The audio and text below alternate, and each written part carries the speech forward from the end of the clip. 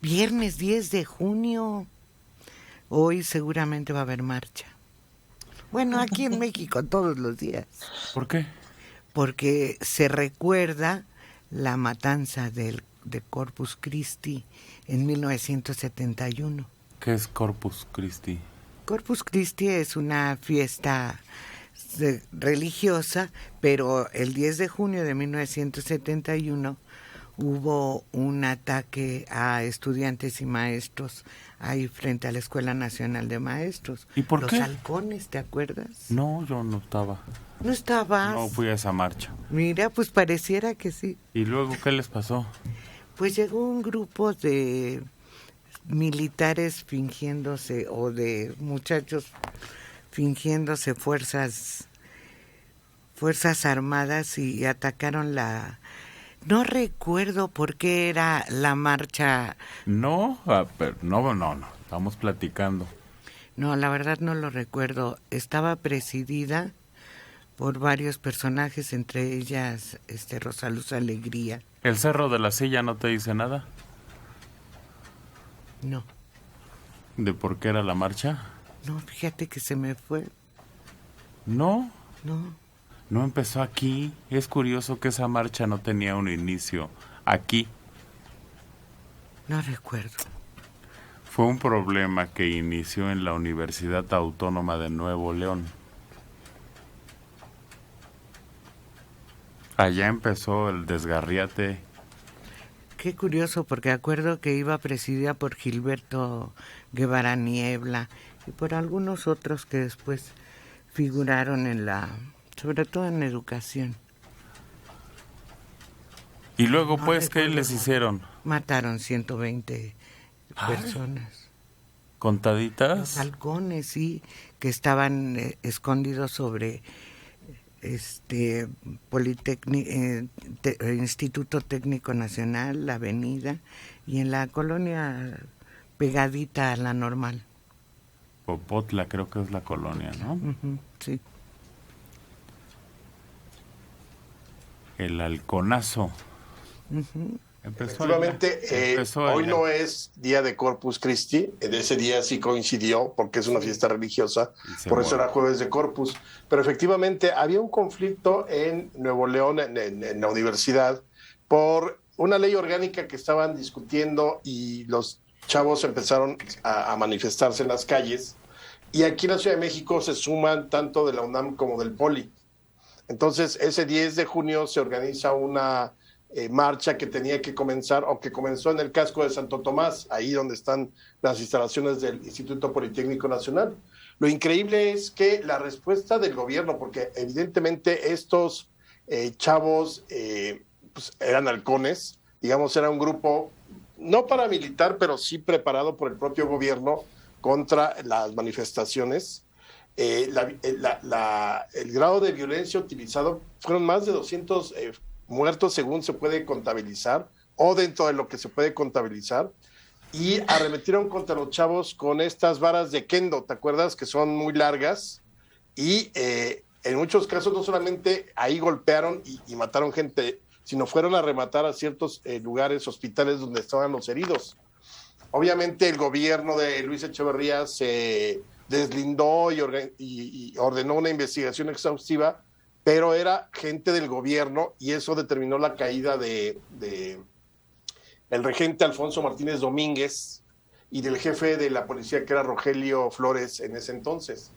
Pero sí fue la última represión brutal.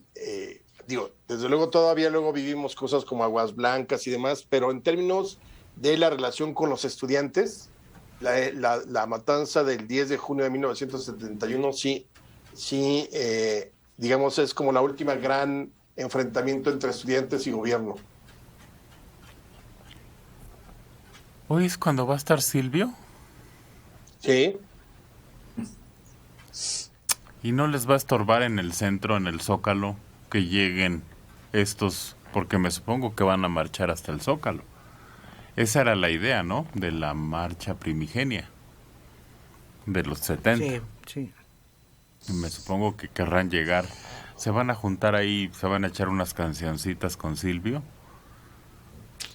Pues vete a saber qué vaya a hacer. No sé si van a otra vez a blindar todo lo que blinda el gobierno de la Ciudad de México, pero efectivamente hoy es el concierto en la tarde-noche, ahí en el Zócalo.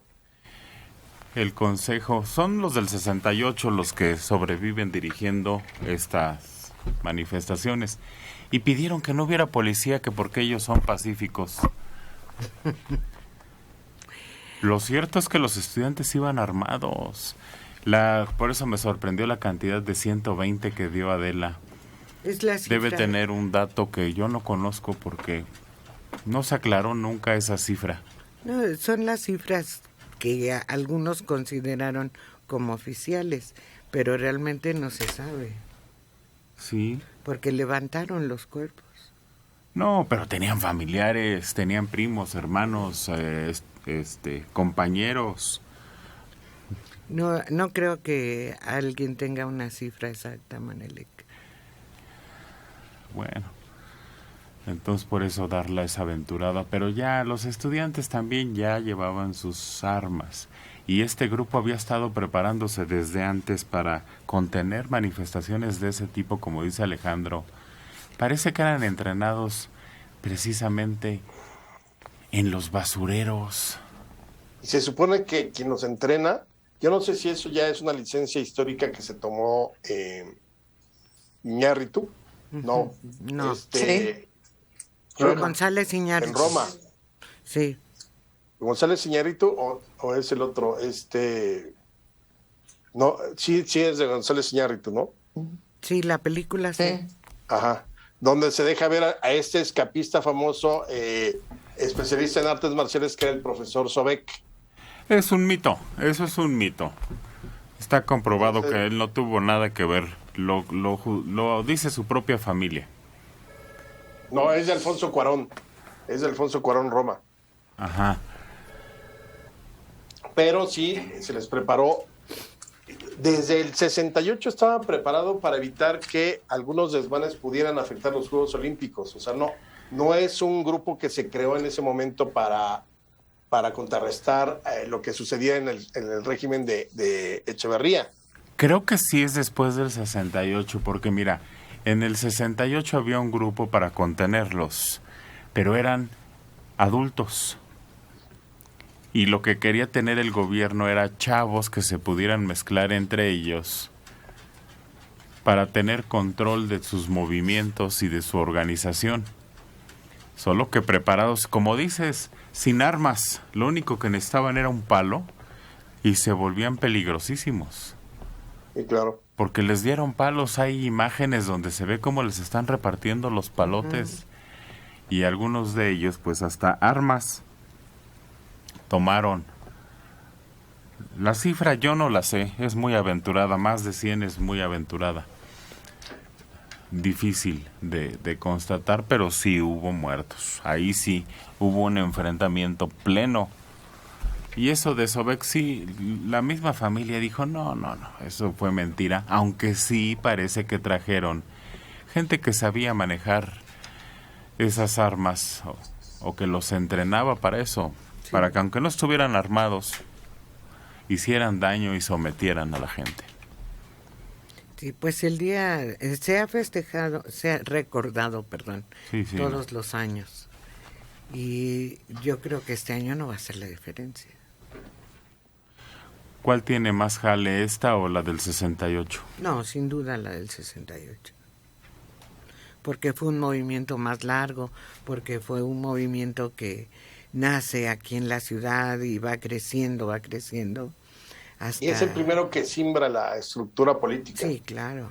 En ese momento, ¿no? Que se creía que era como un monolito, que era prácticamente inexpugnable, pues sí lo puso en duda ese movimiento estudiantil, que no pasó mayores en términos de repercusión, porque lo hemos platicado aquí, muchas veces se habla de que el 68 fue un parteaguas. Yo insisto en que no, o sea, sí fue un momento, digamos, de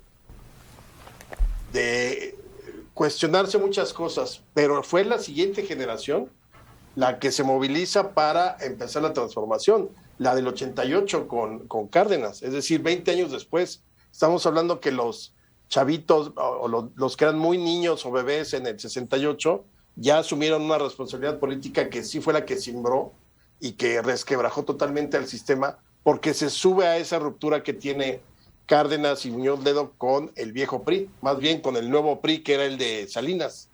Entonces, hasta ese momento se ve realmente un sacudimiento y resquebrajamiento del PRI.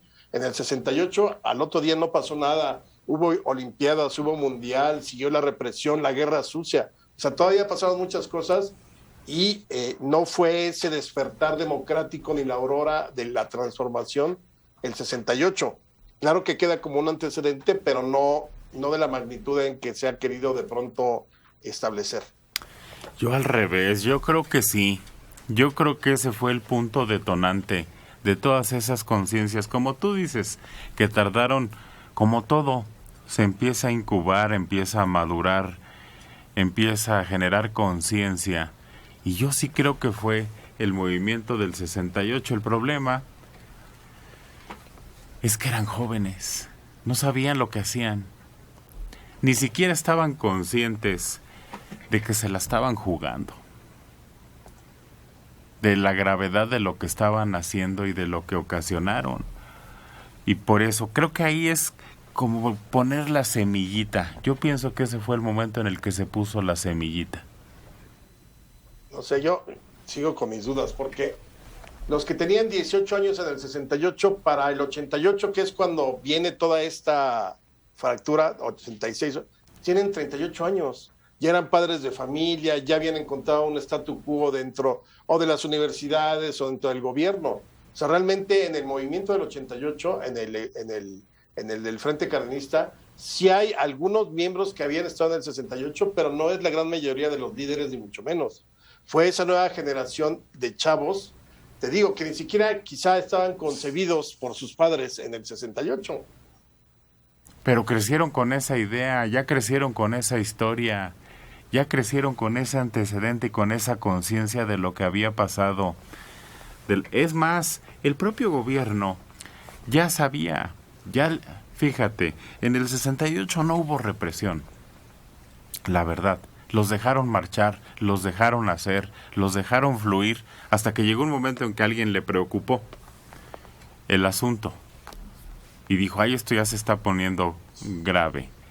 Y bueno, lo que todos conocemos. Luego lo vuelven a complicar en el 71. Pero a Vándaro por eso los aterrorizó. Porque vieron que los chavos juntos eran un movimiento muy fuerte. Y lo mejor que se les ocurrió es cancelarles todas las oportunidades de reunión. Cerrarles el camino. Pero todo eso no empezó en el 88, no, hombre. Ya estaban hechos, ya se habían formado estructuras, ya para el 88 ya había movimientos políticos, ya había organizaciones, ya habían tomado más adeptos. A mí el parteaguas es el temblor del 85. Ah, también. Ahí sí, la sociedad que se organiza ante la incapacidad y estaba pasmado el gobierno totalmente, no sabía qué hacer. Y la sociedad civil es la que empieza a organizarse y demás. Sí, sin duda ese también sacudió al gobierno porque el presidente se quedó. Ahora, es un hecho, la historia es un proceso. Tampoco podemos decir, y en ese sentido te doy la razón, no podemos decir que el 4 de octubre todos los mexicanos adquirieron conciencia y al otro día. No, evidentemente es un proceso y así de lente es la historia. Se va fraguando, se va moldando, empieza a encontrar resquicios y todo esto suma para lo que sería la transición del siglo, de finales del siglo XX. Ándale, porque mira. Pero mi punto simplemente es que igual que yo considero que la historia es un proceso, no podemos decir, es que el 68 fue lo que desató todo, era parte de esa lenta transformación que nos lleva 20, 25 años a finales del siglo XX. Ah, bueno, entonces te regreso la razón, porque tampoco el 68 es que haya arrancado. Me indigna, me ofende cuando resumen el 68 en el 2 de octubre. No. Me duele la panza. Sí. No, 4, más o menos. Sí, porque empieza en junio, ¿no? Julio y termina en diciembre. Julio y ya termina. Propiamente el Consejo Nacional de Huelga se disuelve en diciembre. En diciembre. 4 de diciembre, sí.